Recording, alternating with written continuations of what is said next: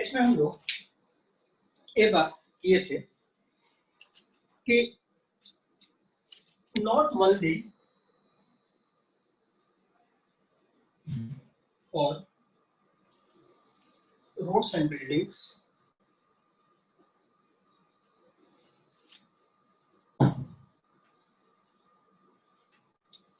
but also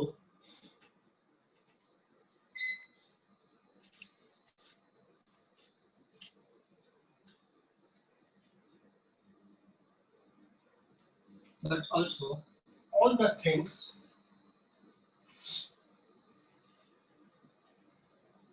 we consume. जैसे example में आपको बता दें, food, clothes, books,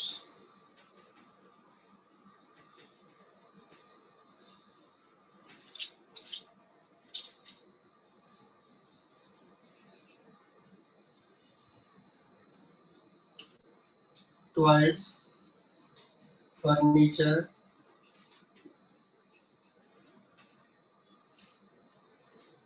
tools and vehicles,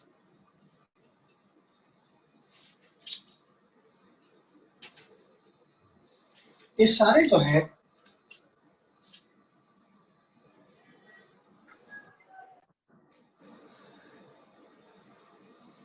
are obtained from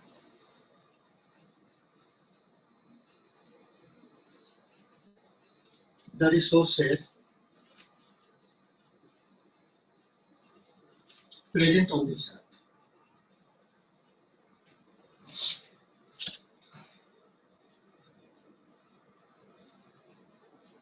ये हम लोग बात की है कि केवल हम लोग ऐसा नहीं कह सकते हैं कि हमको नेचुरल रिसोर्सेज की जरूरत केवल रोड्स और बिल्डिंग बनाने के लिए नहीं।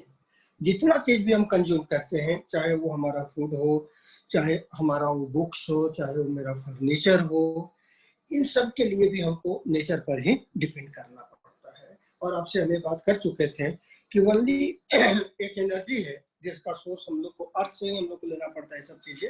ओनली एक एनर्जी है जिसका कि सोर्स आपका सन है। ये बात हम आपसे बात कर चुके थे।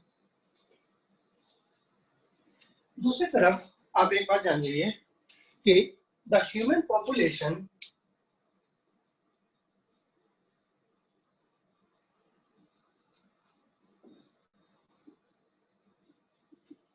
is increasing at exponential rate.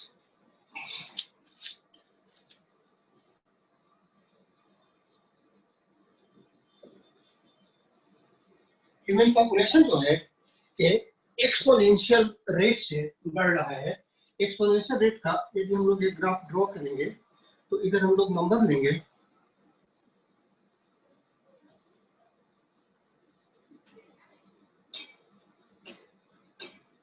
Humans, और इधर यदि हम लोग टाइम ले लें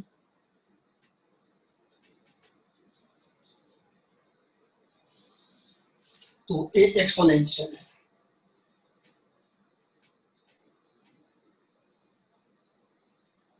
एक ग्राफ का नेचर लग रहा है। तो एक ग्राफ का जो नेचर है एक्सपोनेंशियल, हम लोग कहते हैं मैक्सिमम रेट ऑफ ग्रोथ से बढ़ रहा है। जैसे जैसे टाइम बढ़ रहा है ये रेट ऑफ ग्रोथ बढ़ता चला जा रहा है, ये रेट ऑफ ग्रोथ बढ़ता चला जा रहा है। तो जो एक्सपोनेंशियल यहाँ पर राइज है, दिस इज नॉट। और इसके लिए हमको, क्योंकि पॉपुलेशन एक्सपोनेंशियल रेट से बढ़ रहा है, that's why we have to utilize more amount of the natural resources. Natural resources को हम लोग ज्यादा अमाउंट में यूज कर रहे हैं। और इसके वजह से एक बात उनको पता है कि एक ट्री या जो भी आपका नेचुरल रिसोर्सेज है, आप आयरन निकाल रहे हैं या जो भी आप निकाल रहे हैं, कोल निकाल रहे हैं, पेट्रोल निकाल रहे हैं, इसके बनने में मिलियंस ऑफ ईयर्स का टाइम लगा है। ये 2-4 दिन में नहीं बनता है। तो ये सब एग्जॉस्टेबल है, एक न एक दिन में खत्म हो जाएंगे। तो जब जिस रेट से ह्यूमन पॉपुलेशन बढ़ रहा है, जिस रेट से हम लोग निकाल रहे हैं, हम लोग को इस पर चेक करना पड़ेगा। इसको हम लोग को थोड़ा सा रोकना होगा। अदरवाइज हम लोगों के रहते ही रहते अर्थ पर ये सारे रिसोर्सेज खत्म हो जाएंगे। तो फ्यूचर जनरेशन आपको क्या कहेगा, आने वाला जनरेशन आपको क्या कहेगा। तो इसलिए सस्टेनेबल यूज की बात हम लोग कर रहे हैं। इतना तक बात समझ में आ रही है? यस सर, आ गई। अब यहाँ पर तुमको हम बतला दें कि जहां तक इंडियन ट्रेडिशन का सवाल है, तो इंडियन ट्रेडिशन में ये जो सस्टेनेबल यूज है ये काफी पहले से है। और जो हम लोगों का उपनिषद है,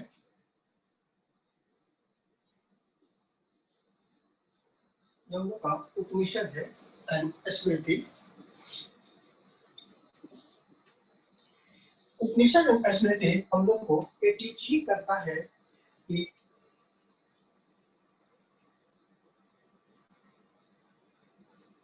use and management of forest के विषय में बात ही करता है। मैनेजमेंट ऑफ फॉरेस्ट,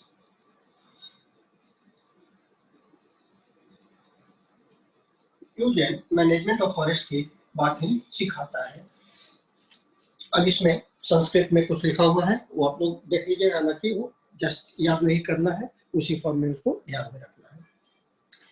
एक चीज यहाँ पर आपको हम बता दें कि ब्रिटिश जो इंडिया पर अटैक किए, तो बेसिकली उनके पहले जो इंडियन पीपुल का जो एक लार्ज सेगमेंट था वो फॉरेस्ट में ही रहता था और अपने हिसाब से चीजों को यूज करता था, और फॉरेस्ट जो है वो बिल्कुल इंडिया का इंटैक्ट था।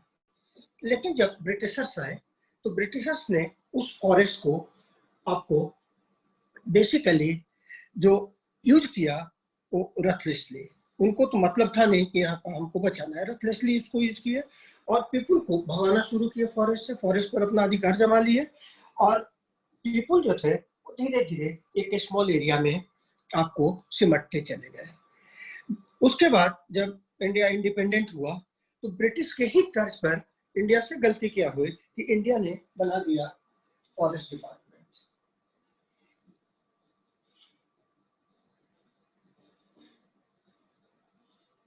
इंडिया ने बना दिया, इंडियन गवर्नमेंट ने फॉर्म कर दिया फॉरेस्ट डिपार्टमेंट।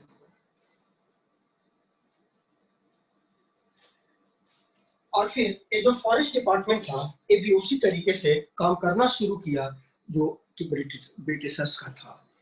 आपको हम एक चीज बता दें कि वैदिक पीरियड जो था आपका,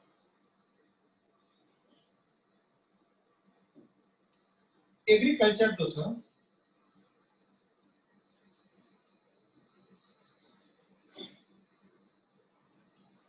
emerged that dominant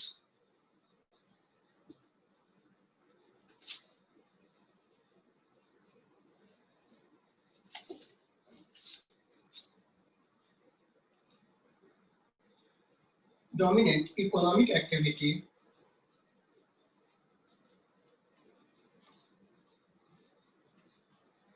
during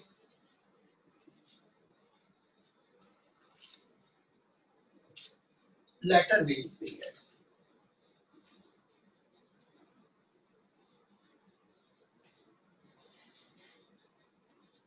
During Vedic period, ये पॉइंट आपके लिए काफी इंपॉर्टेंट हो सकता है क्वेश्चन के लिए कि एग्रीकल्चर जो था वो आपको जो डोमिनेंट इकोनॉमिक एक्टिविटी जो बना वो किस पीरियड में, तो लेटर वैदिक पीरियड में। और ये basically it continue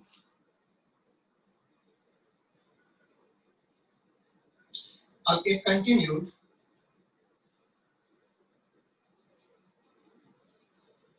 in post-Vedic period also. In post-Vedic period also.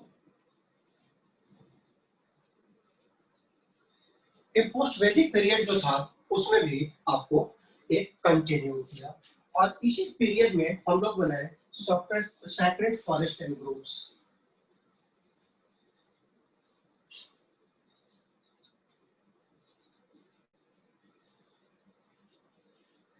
इसका कंसेप्ट हम लोग लिए सैक्रेड फॉरेस्ट एंड ग्रोव्स का मतलब ये था कि हम लोग फॉरेस्ट को एक पवित्र माने, ट्री को काटना हम लोग गलत माने, ये सब जो काम हम लोग किए ये सब हम लोग इस वैदिक पीरियड में किए। तो बेसिकली यहाँ पर जो इम्पोर्टेंट फैक्ट्स था कि why do we need to manage our resources, इसका एक पॉसिबल आंसर यहाँ पर हम किए हैं। इतना बात समझने में कोई कठिनाई है? Hello, no sir. चलो तो इसको तेजी से लिखो तो।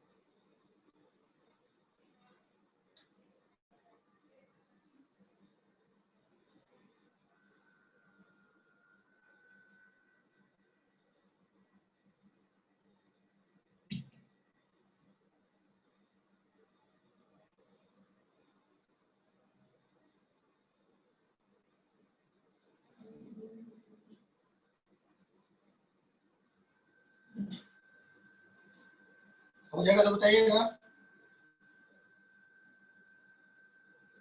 रोहन हो गया? Yes sir. बिठा दें? Yes sir.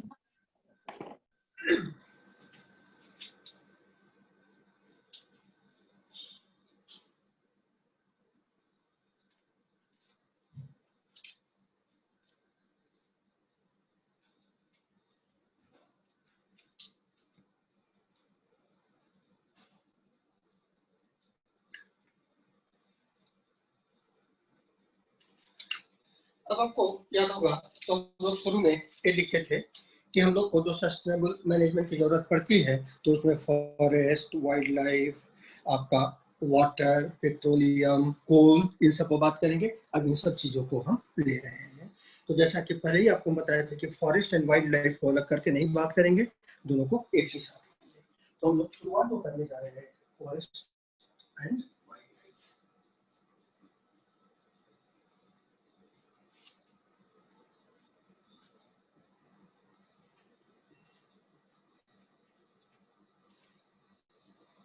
Forest and wild life से हम लोग शुरुआत कर रहे हैं। जैसा कि हम लोग जानते हैं फॉरेस्ट आर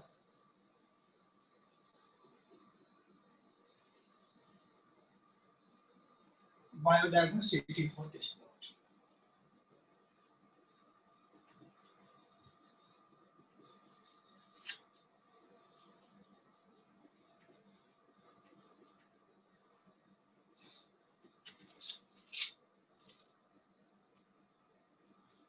फॉरेस्ट जो होता है ये बायोडाइवर्सिटी हॉटस्पॉट स्पॉट होता है। अब यहाँ पर दो वर्ड समझना पड़ेगा, बायोडाइवर्सिटी और हॉटस्पॉट। बायोडाइवर्सिटी हम लोग कहते हैं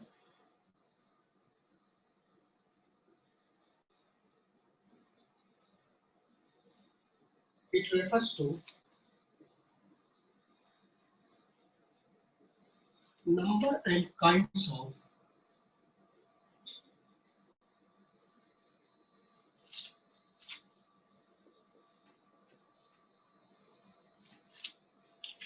organism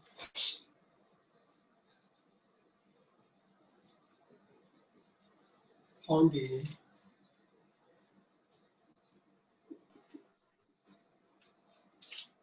particular area।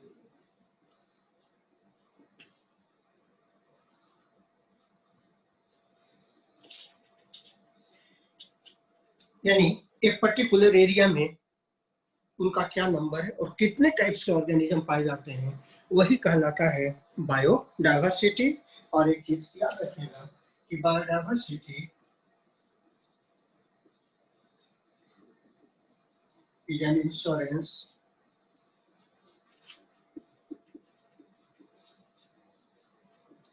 for food and ecological security।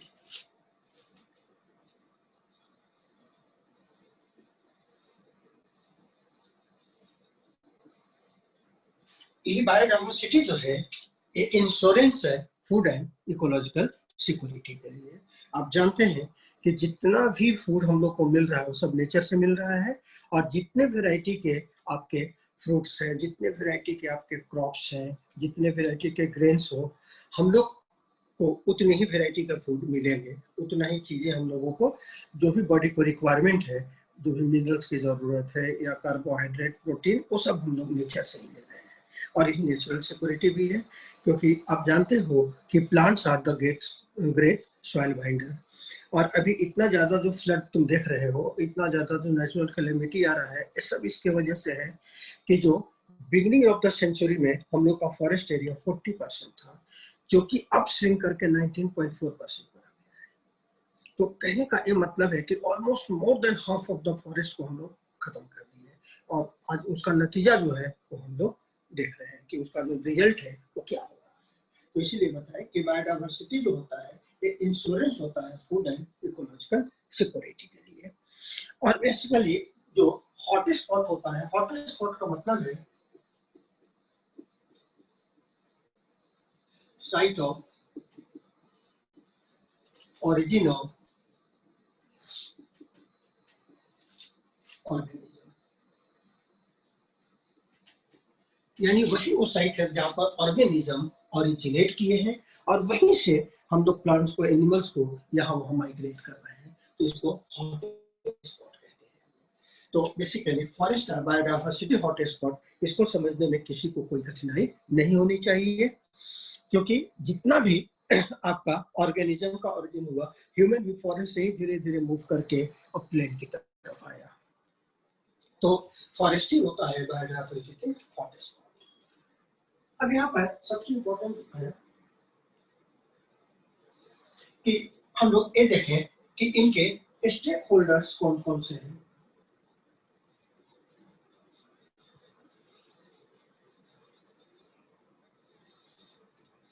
Stake holders,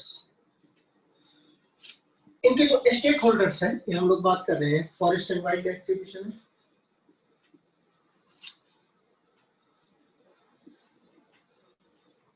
stake holders जो है ये कौन हो सकते हैं? स्टेक होल्डर्स का मतलब है कि फॉरेस्ट एंड वाइल्ड लाइफ पर अधिकार किसका है, किसको इसको यूज करना है। तो ये जो स्टेक होल्डर्स हैं, इनको हम लोग बेसिकली 4 कैटेगरीज में डिवाइड करते हैं। 4 कैटेगरीज।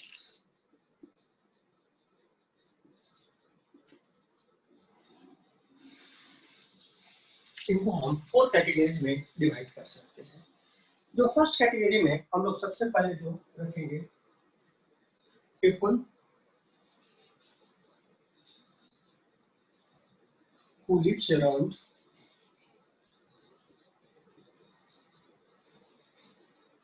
forest। सबसे पहला अधिकार तो इनका होना चाहिए जो उस फॉरेस्ट के अराउंड रहता है। सेकंड जो हम लोग अधिकार मानते हैं वो है आपका फॉरेस्ट डिपार्टमेंट का।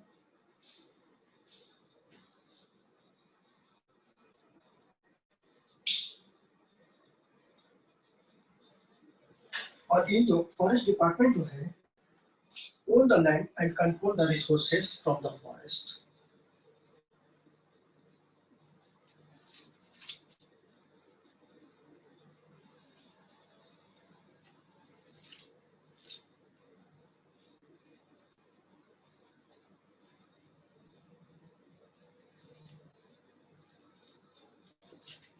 आपको हम जैसा कि बताएं कि ब्रिटिश रूल हुआ, तो उसमें जो पीपल थे उनको फॉरेस्ट से भगा करके और एक स्मॉल एरिया में आपको रहने को मजबूर कर दिया, फोर्स यूज करके। जब ब्रिटिश यहाँ से गए, इंडिपेंडेंस हमको मिला, तो कुछ भी नहीं, गवर्नमेंट ऑफ इंडिया जो थे जो बना वो उसी तर्ज पर फॉरेस्ट को मैनेज करना चाहा। यानी इनको भी लगा कि इसमें जो शुरू में इतनी इलिटरेसी थी, अब आप आज कहने को अपना नेशनल हीरो और नेशनल लीडर, वाइड विजन, जो भी आप बात कर लीजिए, लेकिन साइंटिफिक इक्विपमेंट किसी में नहीं था। नाइदर इन गांधी नॉर इन नेहरू, किसी में भी साइंटिफिक इक्विपमेंट नहीं था।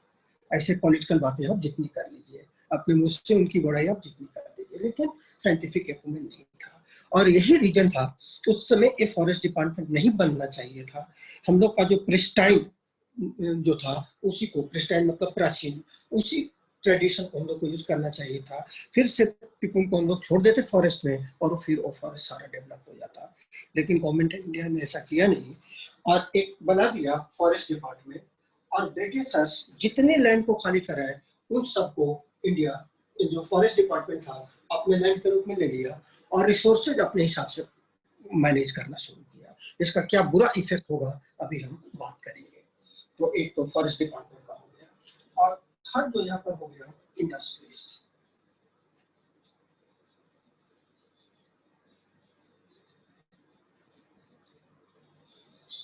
थर्ड जो था industries.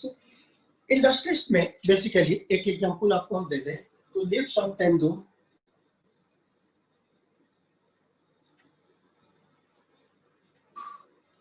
is used for making beads.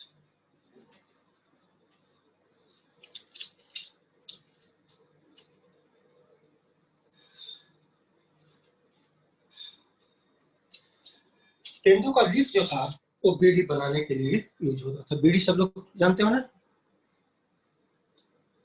जानते हो बीड़ी के विषय में चार्वी? अब कोई नहीं बोलेगा। नहीं, बीड़ी पीते किसी को नहीं देखी है? सर जानते हैं, पी तो नहीं हो ना, कि पी भी हो? नहीं सर। वेरी गुड, कहो कि आपको थोड़े बताएंगे। चलो, तो इंडस्ट्री जो थे सबसे जो आपको बुरा एंट्री हुआ वो इंडस्ट्रीज तो हुआ। ये जो इंडस्ट्रीज थे ये इन्फ्लुएंशियल्स लोग थे। इन्फ्लुएंशियल्स का मतलब था कि ये गवर्नमेंट के क्लोज थे और लोकल पीपल को जो जिस रेट में वो तेंदू का जो लिप्स था बेचते थे उससे बिल्कुल 1/10 प्राइस में ये लोग लेते थे। गवर्नमेंट से प्राइस डिक्लेयर करके क्या करते थे जान जो, कुछ ब्राइबरी कर दिए, कुछ कर दिए, और इन लोगों को कुछ मतलब नहीं था। और ये जो इंडस्ट्रीज थे they destroyed the forest and wild life. काफी ज्यादा इन लोगों ने ही डिस्ट्रॉय किया। लेकिन अब होता क्या है कि जब आप ओवर एक्सप्लॉइट करोगे तो पीपल रिएक्ट करते हैं, और फिर इन्हीं इंडस्ट्रीज के अगेंस्ट पीपल रिएक्ट करना शुरू किए। और जो सबसे पहले जो नक्सल मूवमेंट जो आया वो इन्हीं के विरुद्ध आया। और नक्सल मूवमेंट जो था शुरू हुआ वेस्ट बंगाल से, खास करके मिदनापुर डिस्ट्रिक्ट से, उधर से वो शुरू हुआ। और अब तो तुम देख रहे हो कि नक्सल्स जो है ये काफी फैल गए हैं। तो नक्सल्स हमारे बैड प्लानिंग का एक रिजल्ट था, बैड प्लानिंग का रिजल्ट था। जैसे कि कोई भी कितना भी कमजोर बच्चा क्यों ना हो, वो अपने आत्मरक्षा के लिए तुमसे फाइट करेगा ही। तुम यदि उसको उसकी पिटाई करोगे तो वो भी अपने भर कोशिश तो जरूर करेगा। वही नक्सल मूवमेंट है। तो नक्सल मूवमेंट को बिल्कुल गलत कहना सही नहीं है, एक गवर्नमेंट का रॉन्ग पॉलिसी था जिसके अगेंस्ट शुरू हुआ। तो एक और इसके लिए इंडस्ट्रीज जो थे, इन्फ्लुएंशियल लोग जो थे, इस सबसे ज्यादा रिस्पॉन्सिबल थे। उसके बाद यहाँ पर जब ये सब हुआ तो अब जो यहाँ पर आए वो आए आपको wild life and nature enthusiast.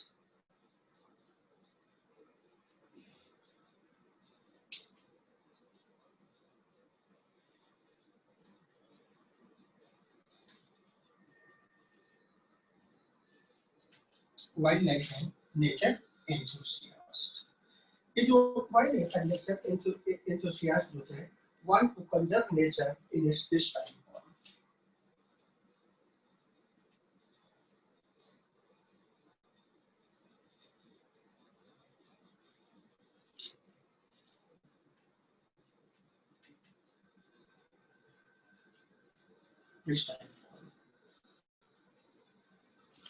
कहने का मतलब था कि इनका अपना कोई भी इंटरेस्ट नहीं था। ये पढ़े लिखे लोग थे, और ये जो पढ़े लिखे लोग थे ये समझ गए कि गवर्नमेंट कहाँ पर गलती की है।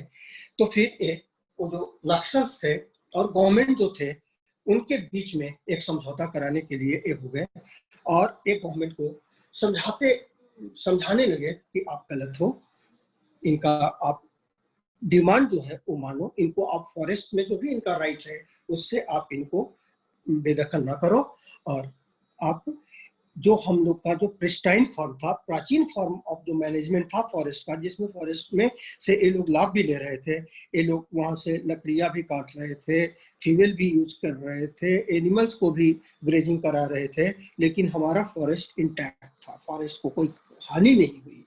ब्रिटिशर्स ने जो किया उससे हानि हुई, और आप फिर उसी को आगे बढ़ा रहे हो, उसी लीगेसी को आगे बढ़ा रहे हो, तो हानि होगी। तो ये लोग चाह रहे थे कि हमारा जो फॉरेस्ट है वो प्रिस्टाइन फॉर्म में, अपने प्राचीन फॉर्म में आपको प्रिजर्व रहे। अब इसी बात को थोड़ा सा हम लोग और आगे जाकर के थोड़ा हम आपको बढ़ाएंगे। तो बेसिकली ये 4 स्टॉक होल्डर्स हैं, पीपल जो फॉरेस्ट के चारों तरफ रहते थे, फॉरेस्ट डिपार्टमेंट, इंडस्ट्रियलिस्ट और wild life and nature enthusiast. समझ में आई इतना बात? हेलो, Yes, नहीं sir. समझ में आ रहा है? Yes, sir. तो आज तो तुम लोग कहोगे कि सब तो भाषण देने के मूड में है। नहीं, तो हम जो बोल रहे हैं तुम लोग समझ रहे हो कि नहीं समझ रहे हो? सर समझ रहे हैं। समझ रहे हैं। तो Yes, sir. तुमको, हाँ, तो तुम जो इतना नेहरू गांधी का इतना बड़ा जो ये सब पढ़ते हो, क्या उनमें साइंटिफिक एक्यूमेंट था? क्या क्या निर्णय ले रही हो? नहीं था। यदि उनको साइंटिफिक थोड़ा सा भी झलक होता तो वो प्रिस्टाइन फॉर्म में फॉरेस्ट को छोड़ देते, जो पढ़े लिखे उनको समझा रहे थे, लेकिन समझने को लोग तैयार थे नहीं। इसको चलो तेजी से बोलो।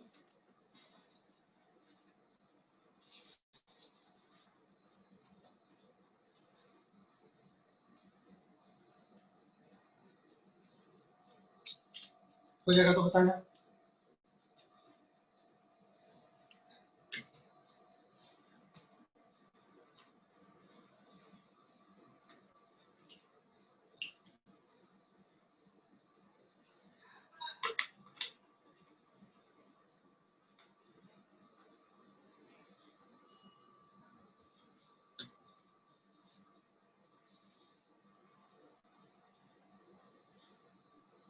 Excuse me, sir.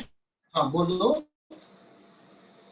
Sir industrialist वाली लाइन में लीव्स ऑफ कौन सी क्या लिखा है?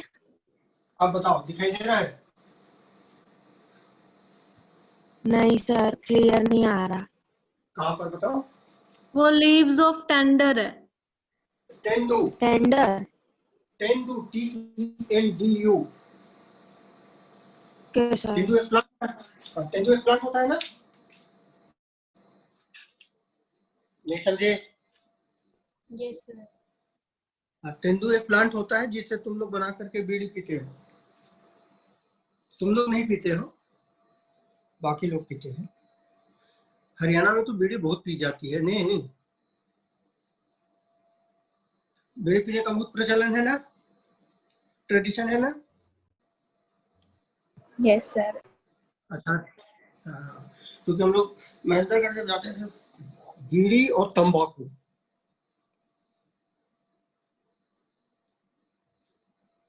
मिटा दें? सर हो गया। मिटा दें, सबका हो गया? Yes sir. सर हिमांशी हो गया आपका? यस सर, हो गया कब का। अच्छा, तुम आज बोल नहीं रही हो, गुस्से में हो? नो हिमांशी, सर, बोला तो। अभी तो बोली ना, बहुत देर बाद बोली। अच्छा, बीच में कुछ कुछ पूछ रही थी। चलो अच्छी बात है। अब तुमको हम जो बता रहे हैं इसको देखो, कि जैसे फर्स्ट जो स्टेक होल्डर जिसकी बात हम लोग कहें, people live around forest,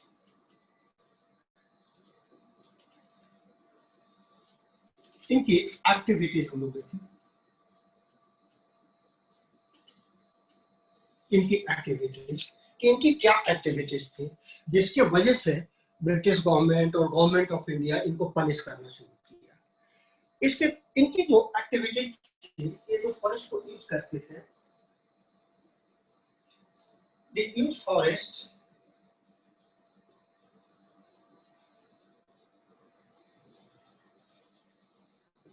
and forest products.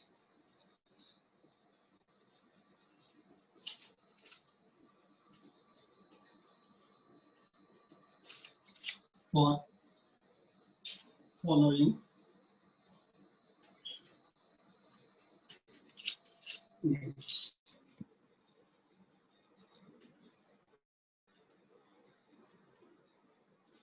पहला जो उनका नीड होता था फायरवुड,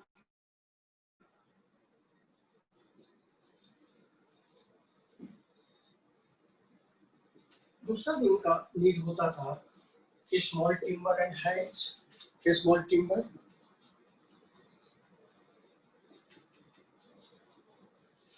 तीसरा जो उनका यूज होता था फॉर हैच, हैच समझते हो, छप्पर समझते हो,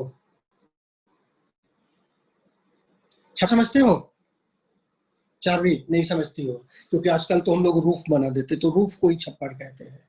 तो जब हम लोग बैम्बू से या प्लांट से और उस पर वॉल रख करके जब हम लोग ऊपर का रूफ डालते हैं उसको छप्पर कहते हैं, हैच कहते हैं। तो शुरू में लोग इतने ज्यादा अमीर नहीं थे कि इतना सीमेंट एंड ब्रिक का वो खर्चा जो है उसको बियर कर सके।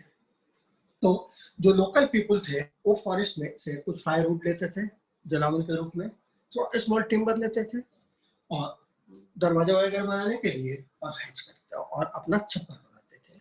तो एक उनका नीड था जो वे करते थे। Bamboo is used to make slats for heart.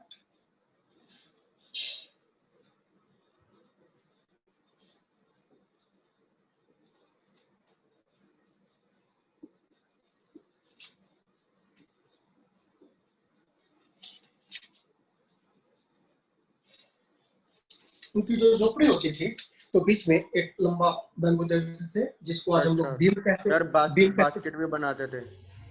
हाँ, तो बीम करते थे। और फिर ऐसे तुम लोग छप्पर देखे हो गांव में, सर विलेजेस देखा में? है सर, हाँ, बंगाल साइड में बहुत ज्यादा है। बंगाल साइड में जाता है क्योंकि उधर हरियाणा जैसे सारे अमीर नहीं है, हरियाणा के लोग बहुत अमीर हैं। जैसे यार बम्बू ज्यादा यूज होता है। हाँ, तो ऐसे बैम्बू का लगाते थे और फिर ऐसे उस पर जो ग्रासेज हैं या जो आपका स्ट्रॉ ऑफ राइस वगैरह जो है उससे उसको एक करते थे, तो वो स्लैट्स बनाते थे, बैम्बू को यूज करते थे। फिर basket for collecting and storing food material,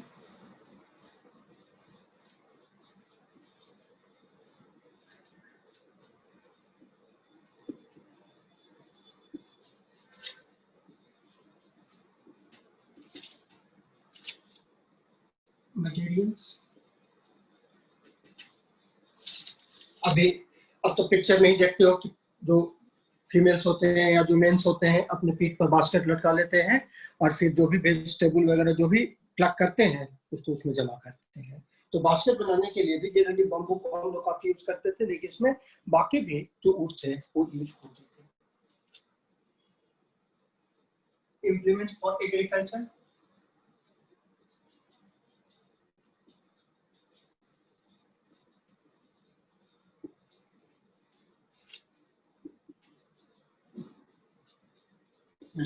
plow, handle of digger, etc.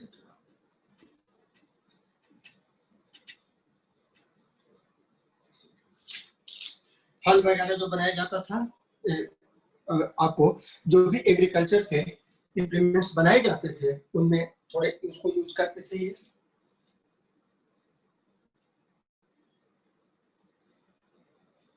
Fishing and hunting,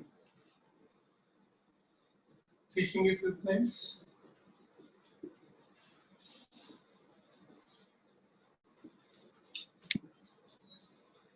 hunting equipments,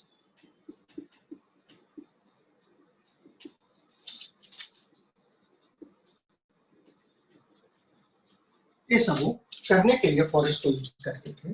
तो इससे बहुत ज्यादा फॉरेस्ट को हानि नहीं होता था क्योंकि इसमें ट्री नहीं काटते थे, उसके ब्रांचेस को काटते थे, ब्रांचेस फिर रीजनरेट कर जाते थे, जिसको लोगों ने काफी गलत प्रचार किया कि ये जो आपको फॉरेस्ट में रह रहे लोग एक फॉरेस्ट को बर्बाद कर रहे हैं, एक गलत प्रचार किया। और वैसे भी जो लीडर होता है वो गलत ही होता है। लीडर जो होता है वो जस्ट एक आपके मजबूरी का फायदा उठाता है और कुछ भी नहीं है। जैसे उसको यदि कहीं पर बैंक ऑफ द रिवर पर यदि उसको 5 स्टार होटल अपना खड़ा करना है तो पहले वहां पर जितने भी हट से सबको हटाने के लिए कहेगा कि गंगा बचाओ, कि इनके वजह से गंगा पॉल्यूट हो रहा है, गंगा बचाओ, सारे झोपड़ी में आग लगा देंगे, फिर वहाँ 5 स्टार होटल बना देंगे और वो जितना पॉल्यूशन कर रहा होता उससे 100 टाइम्स ज्यादा पॉल्यूशन बढ़ा देंगे। तो यही लीडर होते हैं। तो बेसिकली ये सब छोटे छोटे उनके यूजेस थे जिसके वजह से उनको मार मार के वहां से भगाया गया और गवर्नमेंट अपने कंट्रोल में ले ली। अब जब गवर्नमेंट अपने कंट्रोल में ले ली तो तब आप देखिए, अच्छा थोड़ा सा वो लोग यूज क्या करते थे कि पीपल गैदरिंग फ्रूट्स नट्स,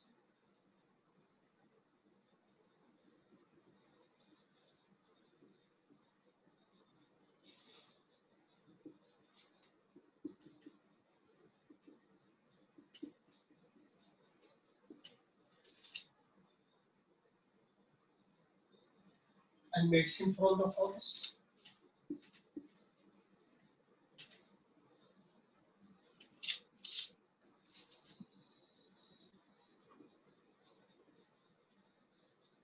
इसमें क्या था, फ्रूट तो गिर ही रहा था, नट्स हर साल हो रहा था तो उसको यूज कर रहे थे और मेडिसिन का उनको अच्छा नॉलेज था। और एक चीज आप जान जाइए कि जो अभी हम लोग एलोपैथ कर रहे हैं, जितने भी हम लोगों के मेडिसिन आए हैं वो लगभग प्लांट से ही आए हैं, प्लांट के ही अल्कलॉइड से आए हैं और ये लोग उसको यूज करके मेडिसिन करता था और फिर यूज द ग्रासेस और basically use as grazing field, use the forest as grazing field.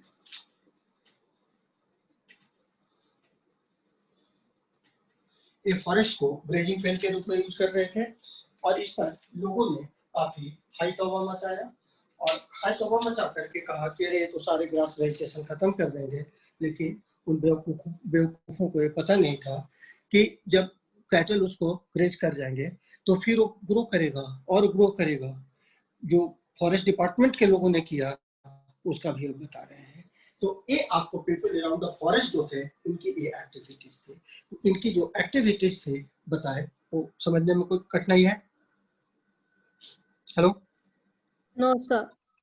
अब देखो कि फॉरेस्ट डिपार्टमेंट जो था वो क्या किया।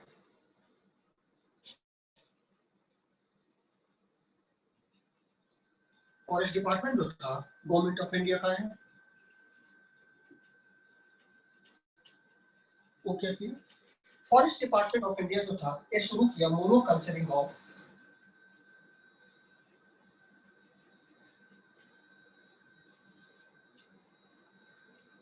पाइन टी और यूकेलिप्टस।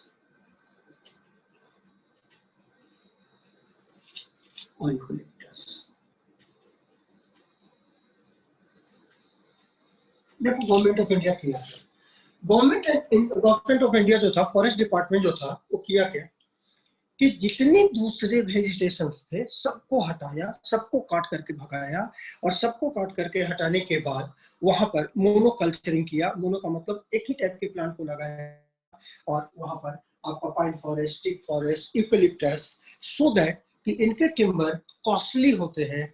अपना जो वो एक इकोनॉमी था उसको बढ़ाने की कोशिश की, अपना इकोनॉमी बढ़ाने की कोशिश की। लेकिन इसी प्रोसेस में कई ऐसे प्लांट को, कई ऐसे वेजिटेशन को इन लोगों ने आप कह सकते हो डिस्ट्रॉय कर दिया। जो हमारे मेडिसिनल वैल्यू के प्लांट्स हो सकते थे वो सबको इन लोगों ने डिस्ट्रॉय कर दिया, सबको बर्बाद कर दिया। तो अब एक बात बताओ कि ये बेटर तरीका था कि ये बेटर तरीका था? सर कुछ पूछ रहे वाला हैं, ऊपर वाला बेटर तरीका था, जबकि इनको हम लोग कह रहे थे कि इलिटरेट है और यहाँ पर तो हम लोग कंपटीशन लेके फॉरेस्ट ऑफिसर बहाल करते हैं और वो फॉरेस्ट ऑफिसर ऐसे हैं जिनको ये भी नहीं पता है कि हम ये जो वेजिटेशन साफ कर रहे हैं इसमें कई ऐसे मेडिसिनल प्लांट हैं जो कि अब हम यदि समाप्त कर दिए तो फिर ये नेचर में आएंगे ही नहीं। क्योंकि उसको मैन कोई बनाया नहीं था। मैंगो, बेनियन ट्री, इसको ह्यूमन बनाया है, नेचर ने अपने आप डेवलप किए हैं during the millions and millions years of evolution, और उसको हम एक्सटिंक्ट करते हैं, उसको हम बर्बाद। आज के डेट में लगभग मोर देन 20% जो मेडिसिनल प्लांट्स हैं, हम लोग उसको इसी प्रोग्राम के तहत हम लोग बर्बाद कर चुके हैं। तो ये बेसिकली गवर्नमेंट ऑफ इंडिया था। गवर्नमेंट ऑफ इंडिया ने फोर्स यूज करना शुरू किया, इनका एक पुलिस डिपार्टमेंट हो गया, और अक्सर जो लोकल पीपल थे और जो पुलिस था उनके बीच में फाइट होना शुरू हुआ, सोशल इम्बैलेंस से जाना शुरू हुआ आपका, सोशल और फिर नक्सलाइट पैदा हो गया। तो ये सब यही गलत पॉलिसी था जिसकी वजह से हुआ। तो फॉरेस्ट डिपार्टमेंट ने क्या किया, एक तो बात समझ में आ गई। अब यहाँ पर इंडस्ट्रीज की बात हम करते हैं आपको।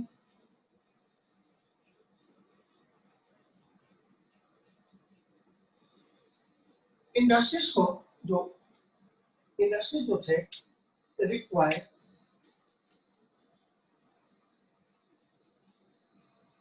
natural resources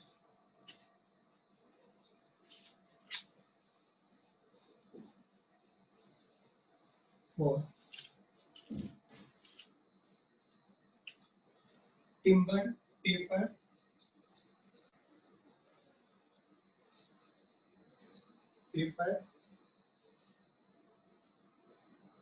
like a sports equipment,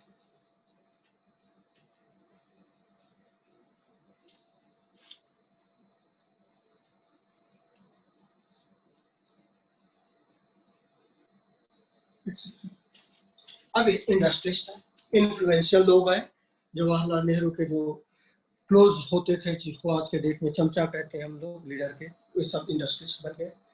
और ये इंडस्ट्रीज जो थे, ये जस्ट इसीलिए लीडर को पकड़े रहते थे, कुछ बेनिफिट जरूर देते थे कि हम इतना कमा रहे हैं, इतना आपको दे देंगे अपने फायदे के लिए, और वो रिसोर्सेज को अपने हिसाब से यूज करना शुरू किए, और अपने हिसाब से यूज करना शुरू किए तो अपना फायदा वो देखे। इनको इससे कोई मतलब नहीं था कि इस एरिया में हम टिम्बर काट दिए, सारे पाइन ट्री काट दिए, रथलेसली उसको काटते चले जाते हैं अपने फायदा के लिए। अब एक एरिया से एक ट्री खत्म हुआ, चलो कोई बात नहीं, वो दूसरे एरिया में शिफ्ट गए, तीसरे एरिया में शिफ्ट कर गए, और धीरे धीरे करके इंडिया के जितने भी आपको पाइन फॉरेस्ट या साल्ट ट्री थे, जो कि हंड्रेड्स ऑफ ईयर्स में डेवलप किया था, 10-5 साल में उसको काट के बर्बाद कर दिया। इनको इससे कोई मतलब नहीं था कि आने वाला जनरेशन हमको क्या कहेगा या क्या होगा, इनसे इनको कोई मतलब नहीं था।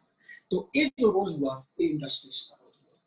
कह सकते हो कि these are the greedy persons, a greedy persons, और इनको केवल अपने फायदे से मतलब था, शॉर्ट टर्म गेन के लिए इन्होंने इस पूरे इकोलॉजिकल सिस्टम को खतरे में डाल दिया।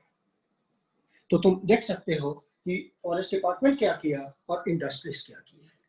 और अब जो हम बात करेंगे वो बात करेंगे नेचर एंथुसियास्ट की। नेचर एंथुसियास्ट क्या किए, अब हम बात करेंगे। इतना तक बात समझ में आ गई? ये सब एनसीईआरटी में लिखा हुआ आप लोगों का, इसको तेजी से कीजिए।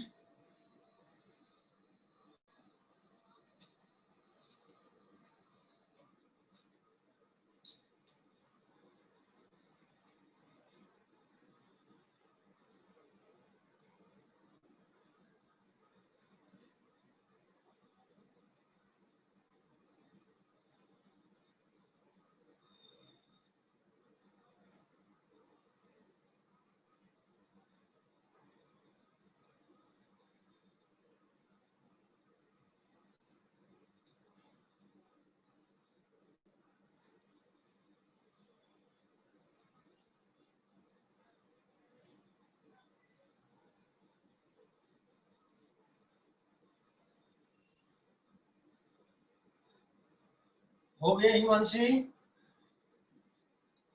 Yes, sir. Done. सर हो सबका हो गया। गया? रोहन मिटा दे? No, sir. अच्छा तो यस जल्दी सर। करो।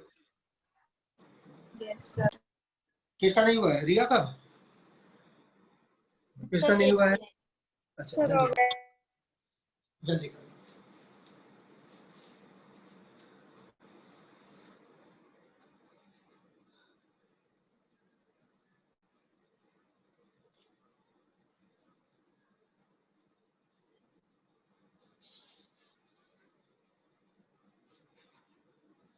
Yes, sir. Done.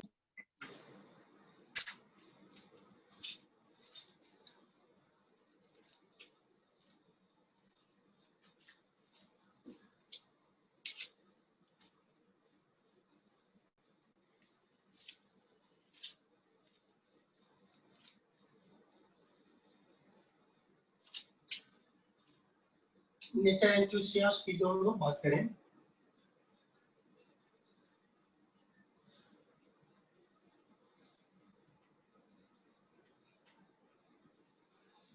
अब जब प्रॉब्लम काफी ज्यादा बढ़ गया तो अब इन लोगों को चार्ज लेना पड़ा।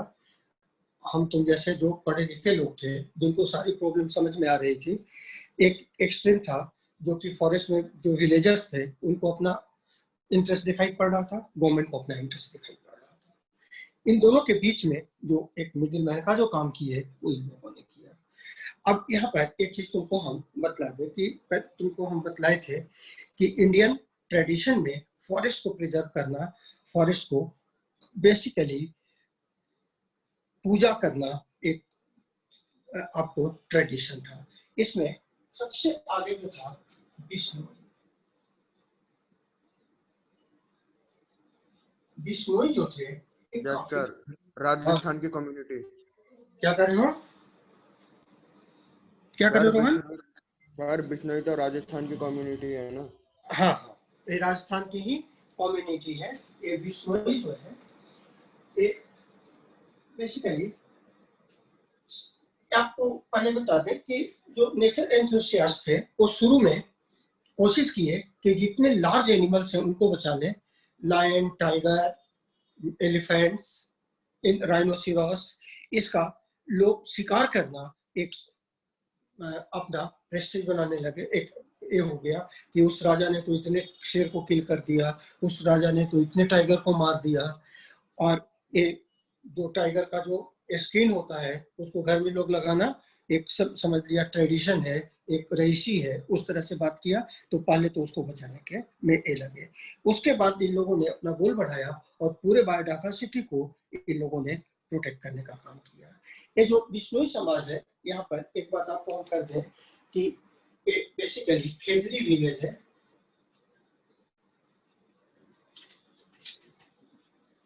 खेजरी विलेज है, ये basically on the border of Thar desert है।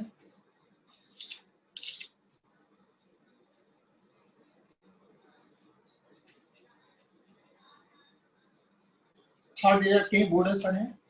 इसमें 1731 में एक काफी अनफॉर्चुनेट इंसिडेंस हुआ, और बेसिकली जो किंग था, ये बेसिकली जोधपुर की बात है। जोधपुर जाते हो ना तुम लोग?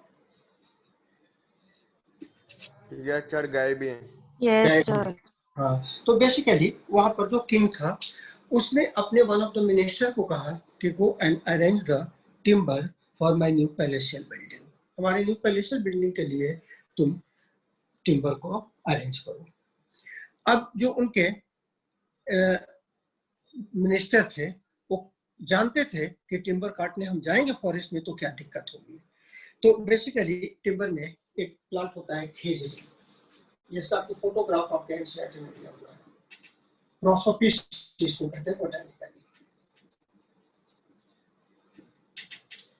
इसको काटने के लिए काफी ज्यादा फोर्स लेकर के और ये जो मिनिस्टर था उस विलेज में एंटर किया। जैसा कि एक्सपेक्टेड था, विलेजर्स जो थे वो बेसिकली अपोज कर दिए कि नहीं, आप इस ट्री को नहीं काट सकते, क्योंकि यहाँ के लोग जो थे इस ट्री को पूजा करते थे। जैसे तुलसी का हम लोग बात करते हैं ना, उसी तरीके से उनके लिए ये सैक्रेड प्लांट था। जैसे आज के डेट में यदि आप में से कोई भी, चारवी का ही हम एक एग्जाम्पल ले लें, इसकी मम्मी कहे कि जाओ थोड़ा तुलसी का पत्ता लेके आओ, और दौड़ी और तुलसी का पत्ता तोड़ी तो चारवी को थप्पड़ पड़ जाएगा, बिना हाथ धोए तोड़ेगी। ऐसा होगा कि नहीं चारवी? चारवी Yes, sir. ऐसा होगा कि नहीं? होगा ना? Yes, sir. हाँ, तुलसी का पत्ता जब भी हम लोग तोड़ते हैं तो हाथ पैर धो करके मतलब जाते हैं ना, ऐसे नहीं ना कि हाथ जूठा है और तोड़ दिए, ऐसा नहीं करते। तोड़ने से कुछ हो जाएगा? कुछ हो नहीं जाएगा, लेकिन एक बिलीफ होता है, रिलीजियस बिलीफ होता है, उसको धक्का लगेगा, समझ गए ना। और यदि इस सोसाइटी में ये सब मान्यताएं खत्म हो जाए तो सोसाइटी तो बेसिकली एनिमल का सोसाइटी हो जाएगा। तो एक तर्क करना कि हमको कुछ हो जाएगा, कुछ नहीं होगा, ये तो दूर की बात है, ये तो बेवकूफी वाली बात है। लेकिन सोसाइटी का एक नॉर्म्स होता है कि तुम कुर्सी पर बैठे हो, तुम्हारे फादर है, तुम नहीं उठोगे तो उससे क्या हो जाएगा? कुछ नहीं हो जाएगा, कुछ हो जाएगा उससे, लेकिन उठ तो जाते हो ना। तो एक ऐसा ट्रेडिशन, उनकी हम रिस्पेक्ट करते हैं, हाँ, कहने का जो मतलब आज ये, है उन्हीं की वजह से है, इसलिए क्या बोल रहे हो? सिर्फ फादर की वजह से तो ऐसे वही स्कूल फीस भरते हैं, सब वही करते हैं, और पेरेंट्स तो से एक, तुम नहीं कुर्सी से उठोगे तो स्कूल फीस भरना छोड़ देंगे? नहीं छोड़, लगेगा। तो क्यों उठते हो? एक ट्रेडिशन है, सोसाइटी में एक हायरार्की बना हुआ है, तुम्हारे ग्रैंडफादर आएंगे तो तुम्हारे फादर उठेंगे। तो उसी तरीके से एक कहना कि तुलसी, हाँ, झूठा हाथ से तुलसी का पत्ता तोड़ लेंगे तो हमको कुछ हो जाएगा, अरे कुछ नहीं होगा। लेकिन एक रिलीजियस वैल्यू बना हुआ है, एक समाज बना हुआ है, उसको हम लोग फॉलो करते हैं। That's why we are social animals.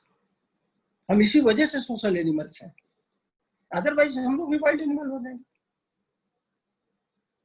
तो इस बेसिक चीजों को समझो। तो कहने का मतलब था कि ये लोग उसको पूजा करते थे, और देखो कि लोगों ने क्या किया। जैसे ही मिनिस्टर ने फोर्स यूज किया, सारे गांव वाले भाग गए। इसमें से एक लेडी थे, अमृता देवी,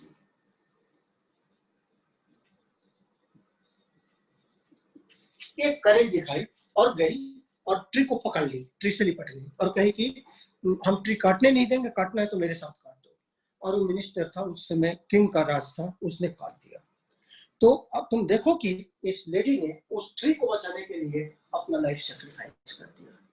और ये जब लाइफ सैक्रिफाइस की तो देखते देखते इसके 3 daughters and 373 other peoples also sacrificed their life. Leader ये थी, लेकिन इन लोगों ने भी उस ट्री को बचाने, उस पेड़ को बचाने के लिए अपनी लाइफ को सैक्रिफाइस किया। और इसीलिए आज के डेट में गवर्नमेंट ऑफ इंडिया जो है ना,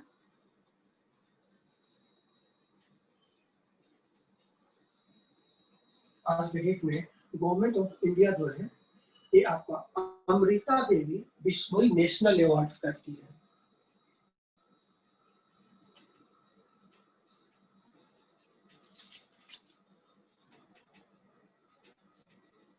नेशनल अवार्ड देती है।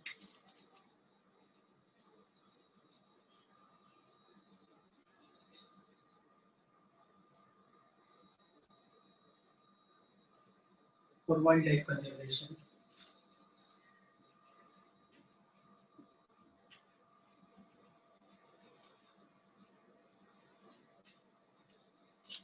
तो बेसिकली आज के डेट में गवर्नमेंट ऑफ इंडिया ने इसको रिकॉग्नाइज किया, और जो इस तरह का कोई काम करता है तो उनको Amrita Devi Bishnoi national award for wildlife conservation, उनको अवार्ड दिया जाता है।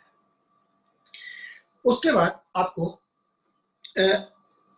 यदि आप देखिए तो हिमाचल प्रदेश में एक प्लेस है, आपको वहां पर, अच्छा यहाँ पर एक चीज आपको बता दें कि एक नेशनल पार्क बना, great Himalayan national park. Great Himalayan national park,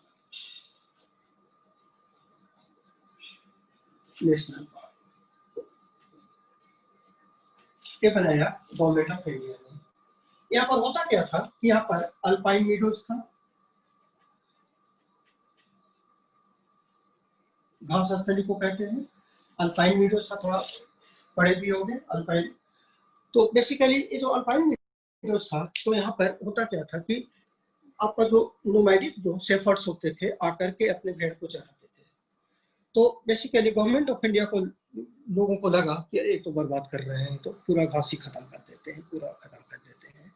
तो वहां पर एक ग्रेट हिमालयन नेशनल पार्क को डिक्लेयर हो गया। Great Himalayan national park declare हो गया तो शेफर्ड्स को आने से रोकती है कि अब आप नहीं आ सकते।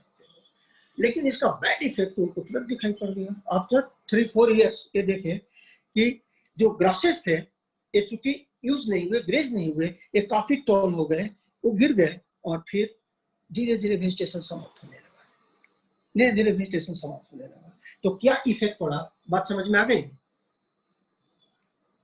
नहीं समझ में आई?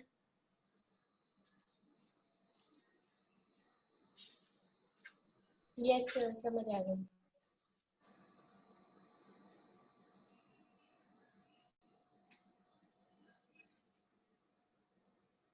अब इसी तरीके से इसमें कहीं पर लिखा होगा चिपको मूवमेंट।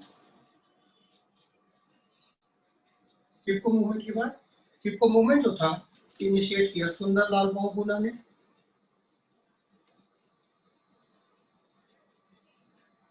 सुंदरलाल बहुगुणा ने थोड़ा सा एनसीईआरटी में आप लोग पढ़ लीजिएगा। इसमें हुआ क्या कि एक कॉन्ट्रैक्टर जो था वो कॉन्ट्रैक्ट लिया कि ये सारे ट्री हम काट के ले जाएंगे, लेकिन विलेजर्स उसको अपोज कर रहे थे। जब विलेजर्स अपोज करने लगे, गढ़वाल रीजन का था ये बेसिकली,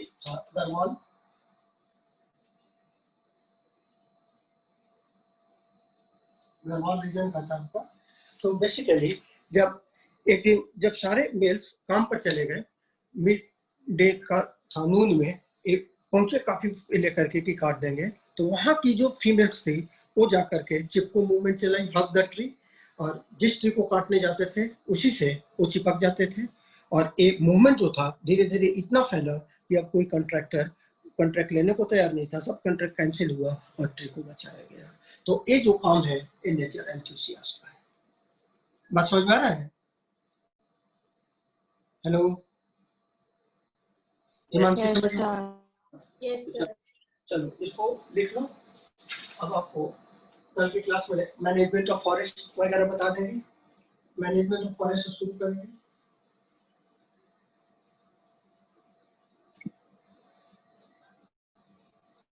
आज जो हम बताए हैं उसको थोड़ा एनसीईआरटी से जाके पढ़ लीजिएगा,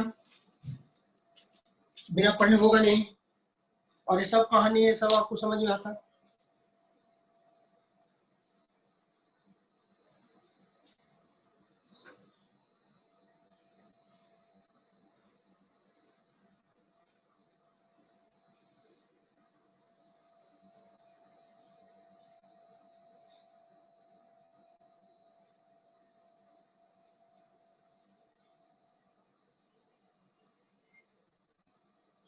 हो गया? Yes, sir. Yes sir. Yes, sir.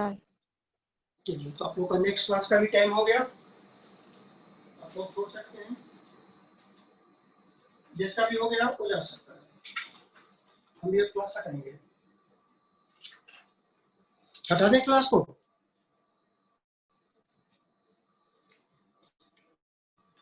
Hello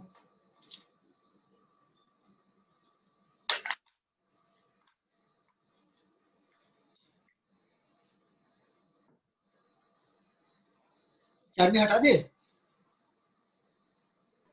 हटा दो सर, बच्चे चले गए, आपकी जरूरत नहीं है, सारे बच्चे पहले चले गए।